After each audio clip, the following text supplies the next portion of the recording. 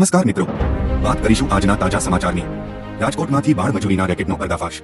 Morbi road પરથી ઝડપાયેલા બાળ મજૂરોની તપાસમાં ક્રાઇમ બ્રાન્ચે કર્યો મોટો ખુલાસો। ક્રાઇમ બ્રાન્ચ મુજબ તપાસમાં 21 બાળકો ઝડપાયા છે, જેમાંથી 16 જેટલા બાળકો સગીર છે।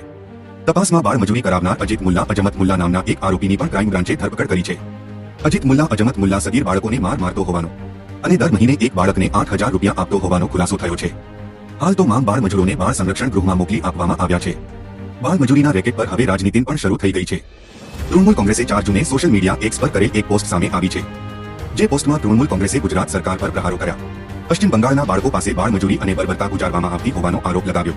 જો કે તૃણમૂલ કોંગ્રેસના આ જ સોશિયલ મીડિયા પોસ્ટ અંગે પોલીસ દાવો કર્યો કે પોલીસે 5 જૂનના રોજ જ તમામ બાળ મજૂરોને મુક્ત કરાવ્યા છે। સમગ્ર મામલે પશ્ચિમ બંગાળ પોલીસને પણ જાણ કરવામાં આવી છે। તો હાલ માટે આટલું, મળીશું નવી અપડેટ સાથે। જો તમને અમારા વિડીયો પસંદ આવતા હોય તો વિડીયોને લાઇક કરી ચેનલને સબસ્ક્રાઇબ કરી બાજુમાં આવેલા બે આઇકને દબાવી દેજો।